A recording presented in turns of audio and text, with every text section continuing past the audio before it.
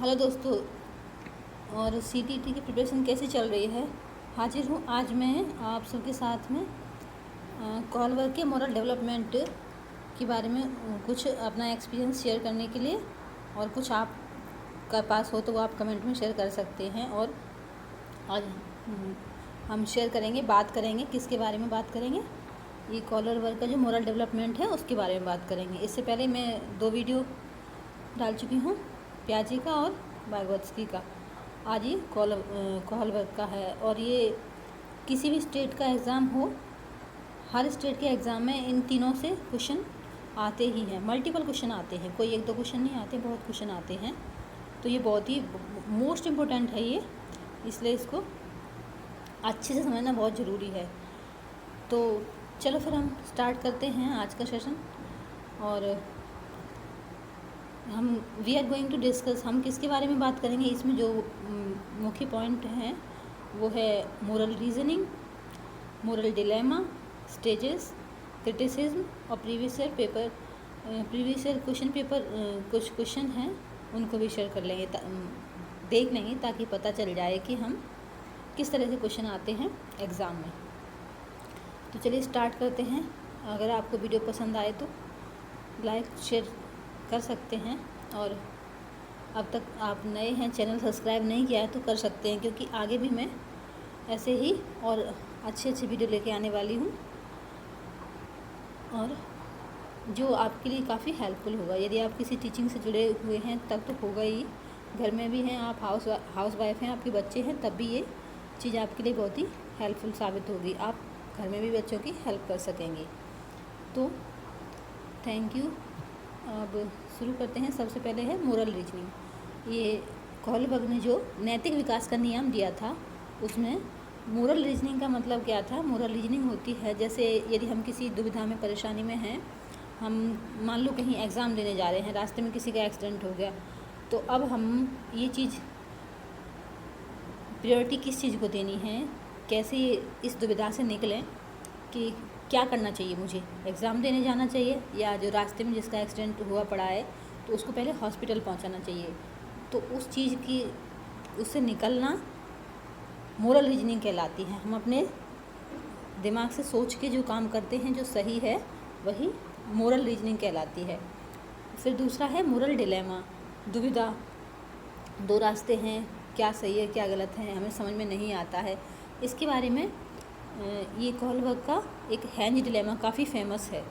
जैसे इसके बारे में एक कहानी है हेंज डिलेमा के बारे में। एक आदमी है जिसकी वाइफ बीमार है, और वो बहुत ज़्यादा बीमार है। उसकी दवाई एक ऐसे केमिस्ट के पास है जो उस दवाई का प्राइस 100 गुना करके दे रहा है। अब ऐसी परिस्थिति में क्या करना चाहिए? उसके पास इतना पैसा है नहीं, और वो बीवी बहुत बीमार है, पैसों का इंतज़ाम होने तक इंतज़ार भी नहीं कर सकते हैं। तो ये क्या करता है, उस केमिस्ट की दुकान से रात में वो दवाई चुरा लेता है। अब इसके बारे में फिर कोहलबर्ग ने कुछ बच्चों से, 16-17 साल की उम्र के बच्चों से प्रश्न पूछे, जो प्रश्न इस प्रकार थे, उनका जानने के लिए, उनका मोरल जानने के लिए कि वो क्या क्या सोचते हैं इसके बारे में। जैसे पहला क्वेश्चन था, Heinz should not steal the drug since it would be breaking the law. मतलब उसको वो नहीं करना चाहिए था, ड्रग चोरी नहीं करना चाहिए था, क्योंकि इससे नियम भंग होता है।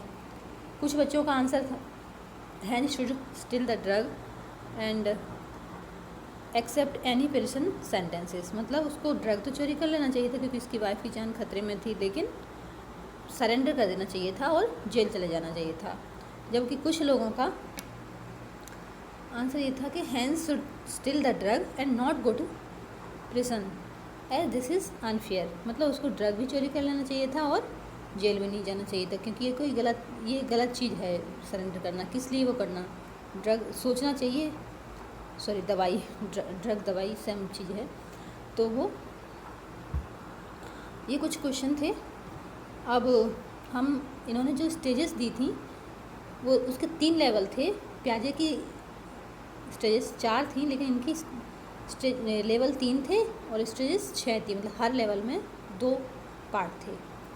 तो सबसे जो पहली लेवल थी, जिसको हम प्री कन्वेंशनल लेवल बोलते हैं, यानी पूर्व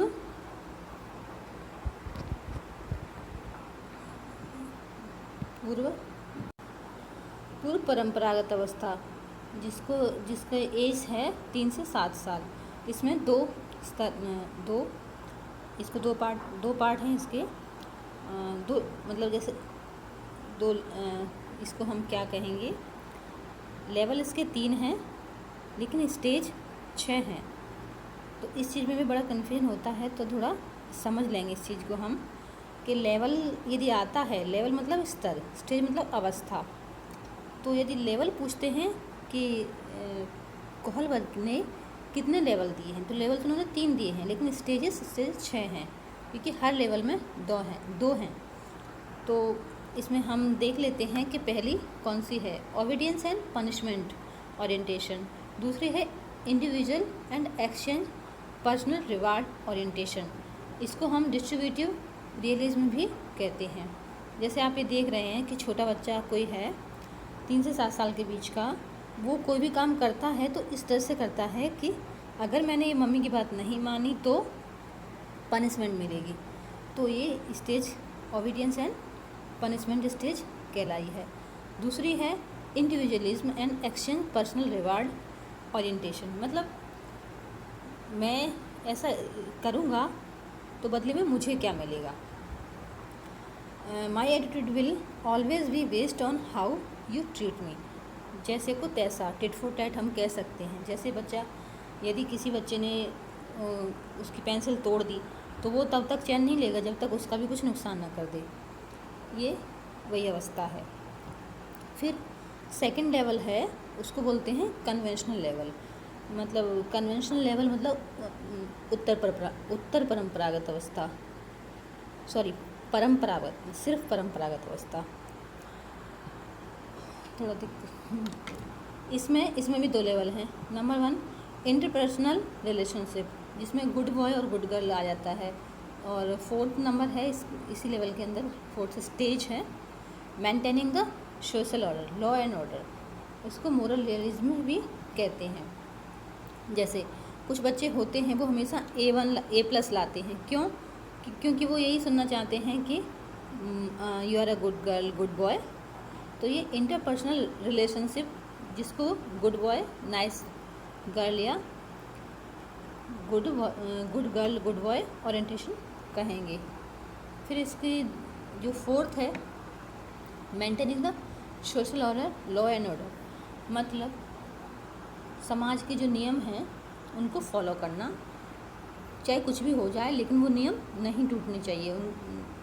वो इस अवस्था के अंतर्गत आता है। जैसे रेड लाइट है तो रोड क्रॉस नहीं करना है, और पुलिस है तो हमें किसी उसमें हस्तक्षेप नहीं करना है, गलत काम नहीं करना है। फिर लेवल 3 आ जाती है पोस्ट कन्वेंशनल लेवल, उत्तर परंपरागत अवस्था। अब ये 18+, इसकी एज है 18+, एडोलसेंस टू अडल्टहुड या चलती रहती है ये। तो ये इसमें क्या क्या आता है, इसमें social contraction and individual rights और यूनिवर्सल एथिकल प्रिंसिपल। मतलब जैसे समाज में जो कॉन्ट्रैक्ट्स इंडिविजुअल राइट्स हैं कि मैं रिश्वत नहीं लूँगा, गलत चीज़ें जो हो रही हैं उनके बारे में अपना व्यूज़ रखना। और फिर ये जो 6 नंबर पे है यूनिवर्सल एथिकल प्रिंसिपल, ये तो बहुत ही महान लोग होते हैं उनके लिए है, क्योंकि सबके बस की बात ये नहीं है, ये लेवल सबके उसमें नहीं हो पाती है। क्योंकि ये जैसे गांधी जी हैं, नेल्सन मंडेला हैं, इनके अपने नियम थे एथिकल, ये अपने सिद्धांतों पे चले हमेशा। तो वही इनका ये वही लेवल है जब हम सबसे ऊपर उठ के सोचते हैं। फिर इसके बारे में कुछ क्रिटिसिज्म भी हुए। एक महिला थी, उन्होंने कहा कि ये सही नहीं है। पहली बात, not applicable in all cultures, मतलब ये सारे कल्चर्स में एप्लीकेबल नहीं है। हाइपोथेटिकल सिचुएशन के लिए सही नहीं है। बायस्ड सैंपल, मतलब इन्होंने क्या किया था कोहलबर्ग ने कि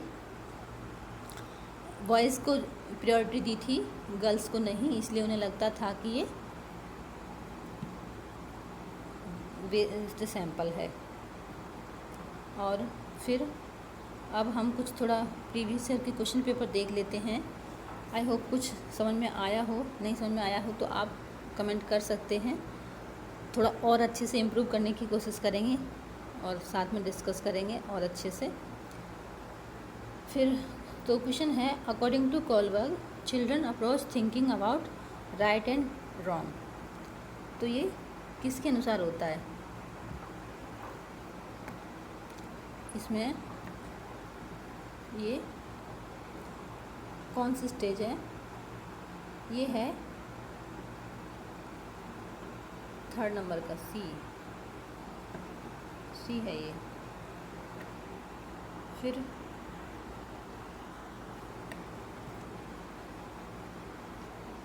you do this for me and I will do this for you is a characteristic of, मतलब ये जो सेकंड लेवल आपने देखी थी कि टेट फॉर टैट में मैं तुम्हारे लिए ये करूँगा तो तुम मेरे लिए क्या करोगे, तो ये कौन सी थी? इंडिविजुअलिज्म एंड एक्सचेंज, या पनिशमेंट एंड ओबीडियंस ओरिएंटेशन, और गुड बॉय गुड गर्ल, या फिर सोशल कॉन्ट्रैक्ट ओरिएंटेशन। तो ये फर्स्ट थी इंडिविजुअलिज्म एंड एक्सचेंज। तो ये इसका आंसर ये होगा। आप कमेंट में बता सकते हैं यदि आपको वीडियो कैसा लगा। और क्वेश्चन नंबर 3 है, children in primary school follow of which of the stage as proposed by Kohlberg. मतलब जो प्राइमरी स्कूल में बच्चा पढ़ रहा है वो कोहलबर्ग की किस स्टेज को प्रपोज्ड करेगा? जैसे गुड इंटरपर्सनल रिलेशनशिप, या यूनिवर्सल एथिकल प्रिंसिपल, या social contract and individual rights, या ओबीडियंस एंड पनिशमेंट ऑर्डर। तो जो प्राइमरी स्कूल में पढ़ रहा है 5th क्लास में, तो मतलब 5th क्लास तक ही तो होता है प्राइमरी, तो ये उसके लिए होगा। उसकी कौन सी स्टेज हो सकती है? तो यूनिवर्सल एथिकल तो 6th स्टेज है, लास्ट में जाके है, और सोशल कॉन्ट्रैक्ट भी 5th है, और गुड इंटरपर्सनल रिलेशनशिप और ओबीडियंस एंड पनिशमेंट ये फर्स्ट है। तो प्राइमरी लेवल में कौन सा होना चाहिए, इसका आंसर आप हमें कमेंट बॉक्स में बताएंगे। फिर मैं बाद में बता दूँगी। और फिर according to the Kohlberg the thinking process involve in judgement about question of right and wrong is called. तो ये क्या है? जो हमने फर्स्ट में बात की थी कि कोहलबर्ग के अनुसार थिंकिंग प्रोसेस, मतलब हम सोचते हैं कभी किसी ऐसी दुविधा में फंस जाएं कि क्या सही है क्या गलत है, उसके बारे में जो थिंकिंग होती है वो क्या कहलाती है? वो क्या कहलाती है? मोरल डिलेमा कहलाती है, मोरल कोऑपरेशन कहलाती है, मोरल रीजनिंग कहलाती है, या मोरल रिलीजन कहलाती है? तो वो मोरल रीजनिंग कहलाती है, मोरल रीजनिंग कहलाती है। ठीक है। और ये क्वेश्चन और है, Kohlberg conventional level of morality रफली corresponds to which of Piaget's stage of moral development. मतलब कोहलबर्ग की जो कन्वेंशनल लेवल है, जिसको क्या कहते थे, परंपरागत अवस्था, वो पियाजे की किस अवस्था के साथ करेस्पॉन्ड करती है? तो ये हेट्रोनॉमस मोरलिटी है, ऑटोनॉमस मोरलिटी है, या प्रीमोरल पीरियड है? तो ये ऑटोनॉमस मोरलिटी है। ठीक है, चलो आज इतना ही। कल देखते हैं, तीनों की थ्योरी हो चुकी है तो हम तीनों से क्वेश्चन ले लेंगे, पियाजे, वाइगोत्स्की और कोहलबर्ग से तीनों से क्वेश्चन ले लेंगे। प्रीवियस के जितने भी क्वेश्चन पेपर हैं, हम सारे क्वेश्चन पेपर जितना भी हो सकेगा सारा ले लेंगे। और आपको वीडियो पसंद आए तो चैनल को सब्सक्राइब कर लें, अपने फ्रेंड्स के साथ शेयर करें, और हम साथ में मिलकर डिस्कस करेंगे, जिससे हमारा एग्ज़ाम अच्छे से हो पाए। और ठीक, ओके, थैंक यू।